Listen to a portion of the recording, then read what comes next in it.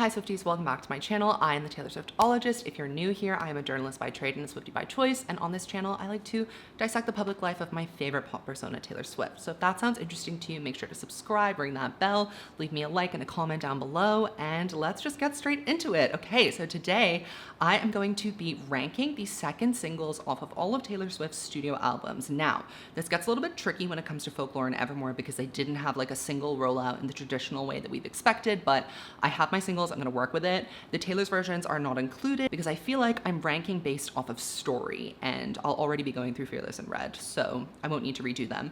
But that kind of goes into my hypothesis today, which is I'm trying to pick the best second single, but I think that the second single is actually sometimes more important than the first single. Obviously, the first single, I've already ranked the first singles. You can go check out that video if you'd like to. So the first single makes an impact, right? It's like, it's that punch. It's your first taste of what the album's about. You have to try and like hook the listener immediately. The second single actually has a harder and a softer job. So what it's supposed to do is to kind of reorient the listener into this new sonic world that Taylor's building. And you know, back in the day, the transitions between each eras were quite jarring because she would try and introduce a new theme or a new version or a side of herself that we hadn't seen before. And I think that the second single is supposed to flesh out the context of the album a little bit more before we learn anything else about the album.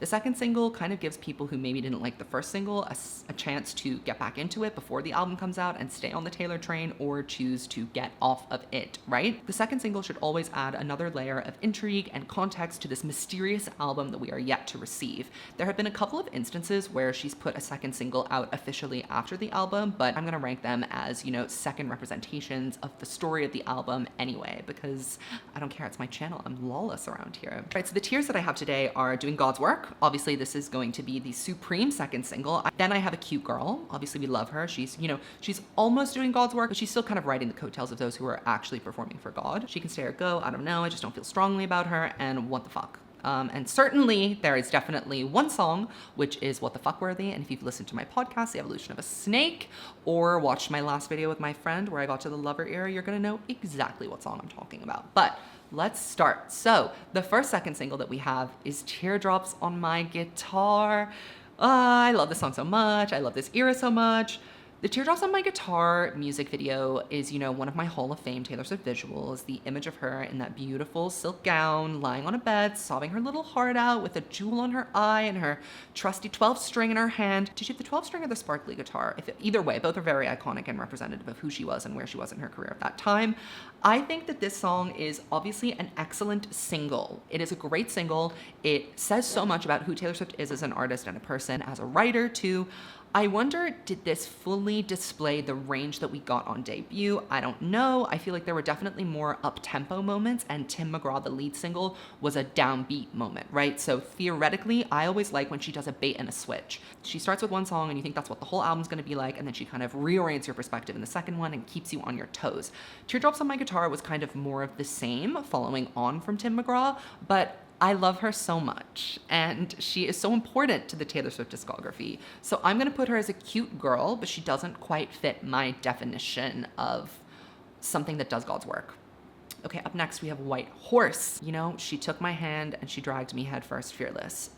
Just kidding, because I don't actually think the White Horse was that good of a choice for a second single. During Fearless, we had Love Story as our opening number. It was upbeat, I will give her that. She was kind of doing a slower moment afterwards, but I feel like it was very princessy. And you know what? Actually, as I'm thinking it through, I'm starting to change my opinion, which I do a lot. I'm very fickle. Because Love Story was so princessy and it was so romantic and very optimistic, White Horse retains that princessy imagery, but it also kind of flips it on its head because it's, you know, I know this isn't real. I know that no Prince Charming is gonna come on a white horse and sweep me off my feet. I have to get realistic about being in love. So actually, maybe White Horse did add a layer to the Fearless story that was necessary before the album came out. I was just thinking that there were kind of like more interesting songs that could have been second single from Fearless, like Forever and Always, which I will forever and always ride and get on my horse and fight to the death for, but no one else seems to want to join me on that journey, least of all Taylor Swift. So I'm gonna put White Horse in Cute Girl because again, she's not quite giving me what I need her to give. And I think this is because of my extreme bias that we're about to witness over the next two selections. So from Speak Now, the second single was Back to December, bitch. She slayed. She came, she served cunt at the party, and she went home. Back to December is everything that I want a second single to be. So we have Mine, obviously a very narrative, storytelling driven song that kind of shows us the level and the depth of the writing that we're going to be getting. What we didn't get from Mine, because it's kind of like a third person narration almost, like it's very folklorian. I don't think it's telling a specific story, though there are certain lines, Easter eggs, if you will, my parents' mistakes, careless man's careful daughter, that lead us to something personal. It's not directly or outrightly in your face personal, which is something that we have come to expect and associate with Taylor Swift's music, especially at this time. Back to December literally encapsulates the concept of Speak Now. She explains Speak Now as an album of confessions, things that she wanted to say to people, letters she wanted to write that she couldn't send, or that things that she couldn't say because she wasn't brave enough and she couldn't in the moment collect her feelings enough to say them as she felt them. And the whole album is about like feeling brave and speaking up and not waiting. And Back to December is kind of a perfect example of that, because it shows another layer of her that we don't often get access to or get to hear of, a vulnerability, if you will, in that she's saying sorry. She's acknowledging that she's messed up. At this point in her career, she wasn't really one to shoulder any sort of blame for whatever went wrong in her relationships, and that is her God-given right. But I am so glad that Back to December came out as the second single, because I think it showed a really important maturity development that we were going to see and we did receive on Speak Now. So I'm putting this in Doing God's Work because Back to December is criminally underrated. Up next, and this is my favorite one, let me tell you, this one will probably win, it's Begin Again, the second single from Red. Let me just put her straight into God's Work. I'm not gonna keep you waiting. You can just see where she is. Why do I think Begin Again is such a good second single? Well, let me get my bias out of the way. Red is my favorite Taylor Swift album. If you've been lingering here for a while, you probably already know that, but I think that Begin Again is such a beautifully written song, and it is so wonderfully produced. And I think that it, again, shows another layer to Red that we really didn't get from the lead single. So what preceded Begin Again? We Are Never Ever Getting Back Together. And don't get me wrong, We Are Never Ever Getting Back Together is that bitch. She is everything. We love her. She is a banger. She is relatable. She is a weddings, birthdays, funerals song, just like Shake It Off. You can't escape her. Everybody knows it. Everybody wants to sing along and have fun. But it definitely was a departure in her songwriting and a huge, major, drastic, radical shift from confessional, lovey-dovey songwriting or heartbreak or introspective songwriting into I'm having fun, I actually really want to be a pop girl, and I'm going to do it, and you're not even going to realize how big of a spectacular extravaganza it's going to be. That's what We Are Never Ever Getting Back Together was. However, We Are Never Ever Getting Back Together caused a lot of controversy within the fandom. People were literally ready to tap out when they heard We Are Never Ever Getting Back Together, because to a certain extent, it's not really what anyone signed up for with Taylor, although we can see traces of that all the way back to the first album. You know, Picture to Burn is very We Are Never energy, Forever and Always is very We Are Never energy, Better Than Revenge. It has this reactive and spiky side that we hadn't really got to see in its full glory until We Are Never came out. But Begin Again really was a return to form in that it reassured all of her fans and the people who were anticipating her next album that she was not going to stray away from her bread and butter, which is intelligent, confessional, emotional songwriting. And Begin Again is one of my favorite Taylor songs because it feels like every word on that song lyrically is chosen so deliberately and so particularly, and it's such an understated, kind of breathtaking moment on Red, and a beautiful album closer nonetheless. So, I mean, I will just rant on about Begin Again forever and ever and ever and ever, but I love this song, and I think that it really did its job as a second single in giving us context and also giving us something to chew on while we waited for the rest of the album to come out, while also not dissuading us and keeping us kind of tricked or hoodwinked, like certain albums like Lover did by having absolutely garbage single choices. Pretty much downhill from here, I guess. Blank Space. Blank Space is, yeah, I think I'm probably going to put her in Doing God's Work because what a moment she was. Blank Space definitely added that satirical kind of joking, poking at herself, self-referential thing that we hadn't really seen before. It definitely added that layer into it. The only reason why actually I'm going to move it to Cute Girl instead of putting it in God's Work, because Blank Space was only announced as a single after the album came out. I believe the next song that we got from 1989 after Shake It Off was Out of the Woods, which, you know, if we were putting that as a second single, it wasn't officially, it was a pre-release, it was a single later on. If that was the second single, I would probably put her in Doing God's Work because it kind of served a similar purpose to Begin Again, giving us that more serious, more like songwriterly approach that we know and love from Taylor and have come to expect. Blank Space, though, is smart and clever and really descriptive of her talents in a completely different way. It shows us that she is able to have a level of self-awareness when she wants to that is extremely compelling and also makes her seem like a more three-dimensional human being rather than a caricature or some kind of larger-than-life persona that has a very limited array of depth. But yeah, so Blank Space can be in Cute Girl, but I think because of how she arrived, I'm not going to put her in Doing God's Worth. Ready for It. I'm actually going to put that in What the Fuck, because I just think that, don't get me wrong, Ready for It is a great song. It is also a great opening track to Reputation. I just cannot for the life of me understand the entire single decision-making process for Reputation. It was a hack job. It was botched. The only single choice that made sense on Reputation was Look What You Made Me Do. It was a moment. She had to address the cancellation, and it had to be polarizing, and it had to set the tone for this dark kind of take it or leave it era that she was about to embark upon. But I think that she had a real opportunity, especially given that she was doing no press at all for Reputation. We really actually had no fucking idea what this album was going to be like. It would have been better, it would have been in her best interest to drop the vindictive evil stuff, which she was, cosplaying as with Endgame, I Did Something Bad, Ready for It, Look What You Made Me Do. Ready for It kind of to a lesser extent, but it still has that kind of cosplaying bad bitch energy. And I really think that she should have done Delicate as the second single from Reputation. Why? Because it's the most enduring hit from the era. People love that song. They responded really well to it.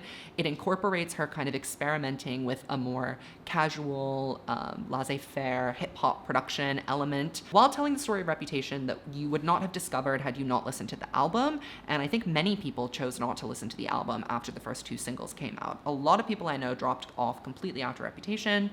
Just take a look at my friend Maya, who admittedly was not a fan, but she really checked out after Look What You Made Me Do. Having Delicate come out and be a big success would have been, I think, a win for Taylor, and she fumbled the bag, so what can we say about that? Okay, also going right into What the Fuck is You Need to Calm Down, because what was that?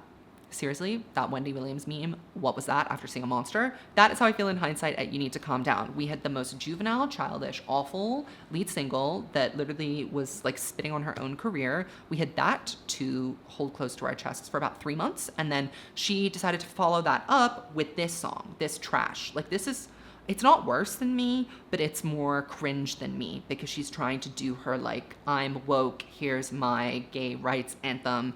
It just all came across very forced, and the song isn't good. It's like, I can do a banger. I can do a silly, fun song. I love Shake It Off. I love We Are Never Ever Getting Back Together. I love Look What You Made Me Do.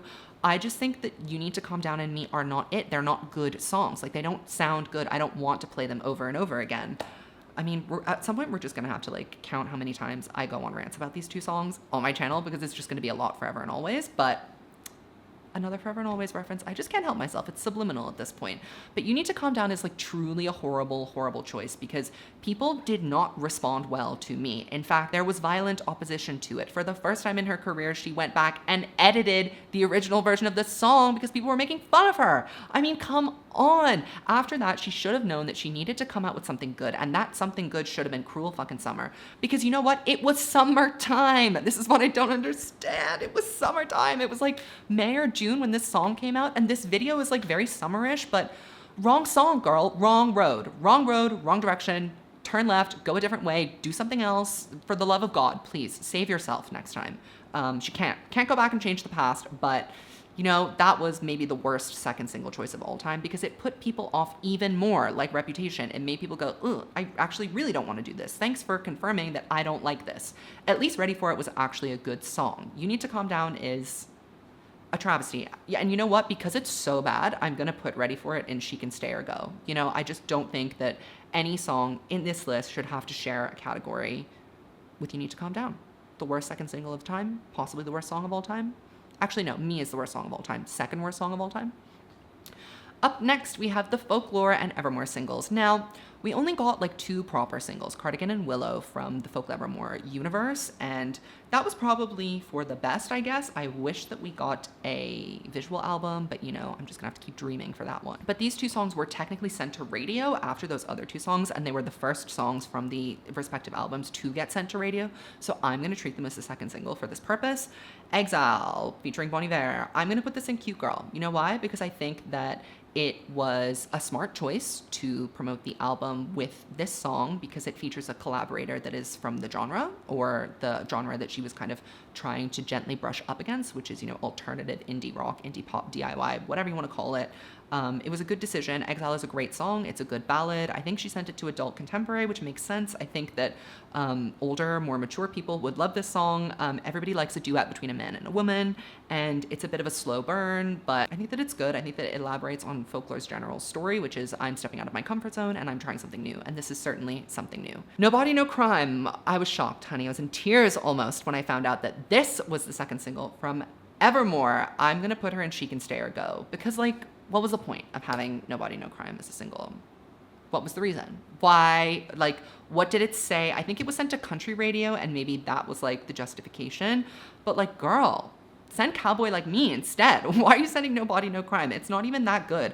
I mean, I think that the idea of No Body, No Crime is interesting. That kind of like Dixie Chicks-esque murder song, feminist kind of country anthem a little bit. It's a collab with Haim. That's very interesting. The song itself is actually fine. Like, there's nothing wrong with the song. It's not a bad song, but it doesn't have a pull. It doesn't have a hook. I can't describe it. It just doesn't hit. Like, it doesn't hit properly. Whereas, you know, all the other second singles, except for You Need to Calm Down, as songs by themselves stand alone, and they do hit. No Body, No Crime is a song that I literally never come back to, and I have not really heard anyone pointing out as their favorite. I really don't think I've ever seen anyone say this is their favorite Taylor Swift song, or even their favorite song from Evermore. So I don't think that was a very inspired choice. There were obviously better moments on Evermore that could have had their moments.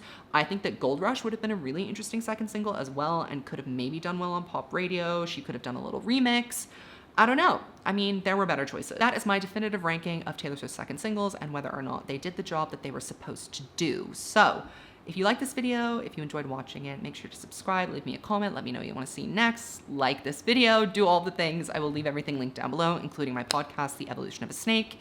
If you are a Taylor Swift fan, that is a must check out, even if I do say so myself. All right, I'll see you in the next one. Bye, Swifties.